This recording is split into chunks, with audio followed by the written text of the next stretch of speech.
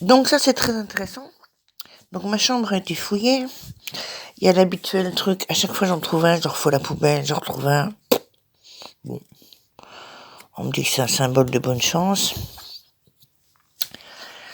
Ça m'embête bien qu'il l'ait trouvé. C'était une facture. Je sais même pas que je l'avais. De ma commande de ce que j'avais fait. C'est-à-dire que j'avais numérisé tout ça. Et là, mon dossier médical qui était là, donc, dans le truc, a été fouillé et on a mis bien en évidence un truc de sérologie que je m'étais fait violer. Alors, c'est marqué le 12 décembre 2019, mais on voit, la mise au point. On voit là au-dessus, ça c'est tous les doubles que j'ai fait faire. Hein. Ça c'était le 23/09/09. Donc en fait, je me suis fait violer 3 jours avant.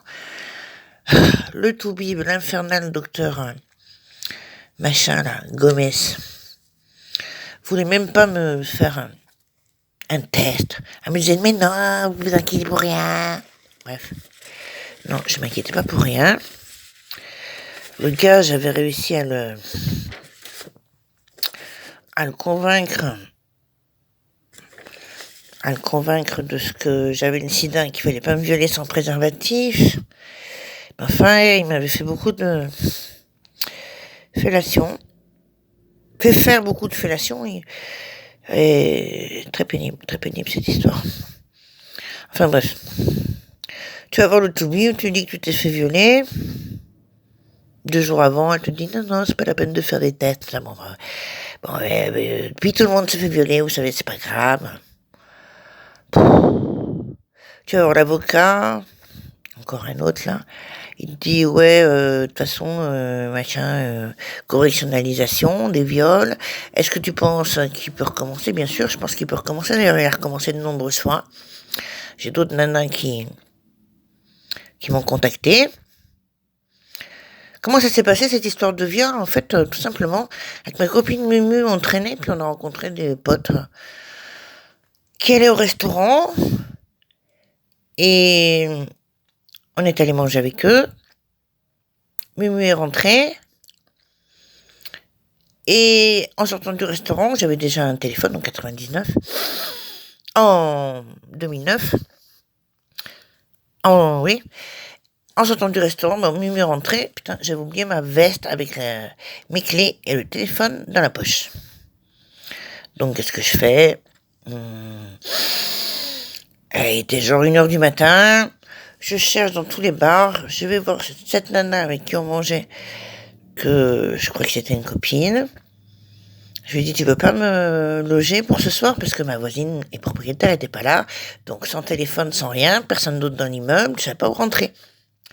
Ni non plus comment rentrer dans le téléphone de Muriel, dans l'immeuble de Muriel. Elle me dit, ah oui, non, j'ai une copine, je crois pas que ça ait jamais été vrai. Ce soir à la maison, donc ils étaient au bar, en terrasse, au Bab Café, tout le monde défoncé comme d'habitude. Mais demande à Christophe, je demande à Christophe, il va te loger.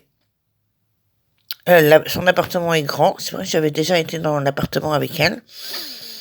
Il y a 2 chambres, dont une chambre d'amis, voilà. Je pensais pas qu'il y aurait de problème, quoi. Et total, le mec, je le connaissais pas, je le trouvais vaguement antipathique, mais enfin, c'était le mec d'une copine. On dit rien. Et le mec, il me sort... à peine on est rentré, il m'attrape, j'avais des cheveux très longs et je les avais souvent attachés en queue de cheval ou en chignon en haut de la tête. Il me sort... Il m'attrape par les cheveux et il me dit, maintenant, t'es pas rentré là pour rien. Hein, une fellation, 2 fellations, les batailles toute la nuit. J'arrive à le convaincre qu'il faut pas me violer sans préservatif. Et etc. Et sur le coup de 5 heures du matin, j'entends les poubelles parce que, alors c'était un immeuble, c'était au-dessus de, comment ça s'appelle? C'était au-dessus d'un bar qui s'appelle les Gousquianes. Les Gousquianes, ça veut dire sous le soleil. Place Saint-André, à Bayonne. Et il y avait que le bar en bas, donc qui était fermé quand on est arrivé. Et aussi des sourds-muets au dernier étage. Donc le mec il m'a bien dit, tu peux crier tant que tu veux, il y a que des sourds-muets. Donc jusqu'à ce que j'entende du bruit dehors, je sais pas. Je me suis pas cassé la tête à crier, si tu veux. J'essayais de limiter les dégâts parce qu'en plus il était violent. J'ai quand même pris quelques bonnes beignes. C'est un peu ce qui m'a guéri définitivement des sorties. Bah, encore, moi j'avais pas bu, hein, puisque j'avais pas d'argent ni rien. Mais bon. Bref. C'est pour ça que je suis vraiment maniaque. Maniaque avec mes clés. Et donc le gars. Donc sur le coup de 5h30, 6h du matin, j'entends les poubelles qui arrivent. Enfin, je commence à hurler par la fenêtre qui était pas isolée et tout. Bref, il me laisse partir, il me fait casse-toi connasse, t'es qu'une merde, de toute façon, tu mérites pas un mec comme moi, tranquille, mais... Bref, le truc habituel. Des violeurs, paraît-il. Et... voilà. Donc c'était un dimanche matin, je pouvais toujours pas rentrer chez moi. Je me mets sur les marches de l'église Saint-André, et puis bon, il y a un gars qui passe. Au stade où j'en étais, j'avais plein de bleus, je pleurais. J'en étais plus à ça près, il y a un mec qui passe, qui me demande ce qui se passe, je dis je me suis fait violer, que j'attends qu'il fasse jour pour que ma voisine rentre ou que les portes de palier, les portes d'immeuble soient ouvertes, que je puisse aller chez quelqu'un ou que le café mocha soit ouvert et tout. Le mec il me dit si tu veux, viens chez moi, tu viens chez moi. Et il a été très cool, il m'a laissé prendre une douche et il m'a donné à manger. Bon, ok, tranquille. Le lundi matin, je vais voir le fameux docteur Gomez, qui voulait absolument pas, alors qu'elle arrêtait pas de me tester, mais les seules prises de sang, tout le tas que j'ai, c'est que des trucs pour le sida. Je sais pas comment quelqu'un comme moi peut attraper le sida, mais bon.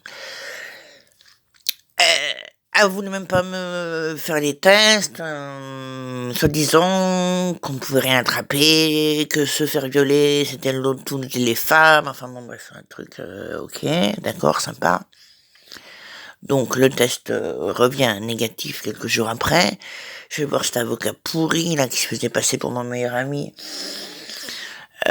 Lui il me dit bon oui tu sais que de toute façon 80% des plaintes pour viol c'est correctionnalisation. Il lui fallait un certificat du médecin, mais je voulais quand même porter plainte. Il lui fallait un certificat du médecin.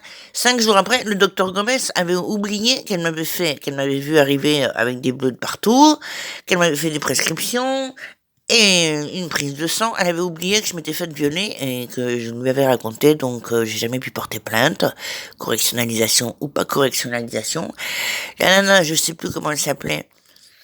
Quand j'ai commencé vraiment à me sortir de toute cette merde d'amitié et tout ça, là, enfin de soi-disant amitié et surtout à plus fumer de chichon, parce que je voulais plus fréquenter ces gens-là, je lui ai dit ce qui s'était passé avec son mec, elle m'a harcelé. Je travaillais à l'époque, ça devait être en 2010, je travaillais pour Monsieur Fould et j'habitais à Sparin. Et donc le soir je rentrais, je prenais le bus. Elle voulait me casser la figure. Elle m'attendait au bus. J'étais obligé de dormir chez d'autres gens à Bayonne.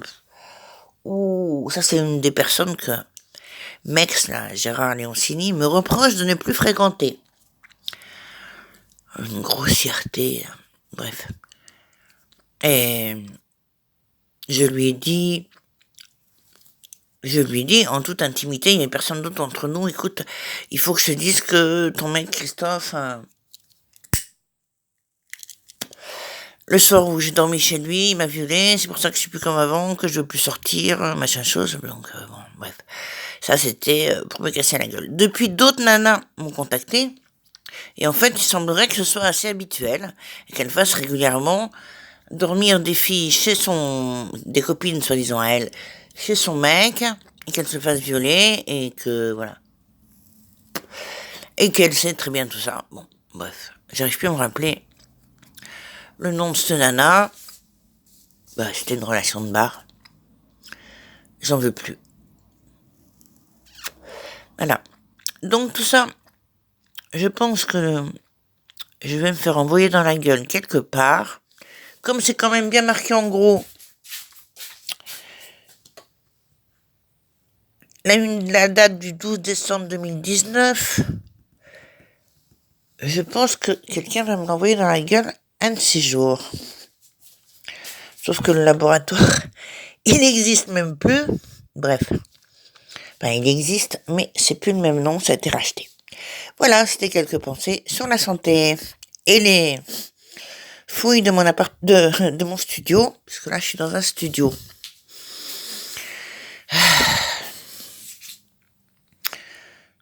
Tiens.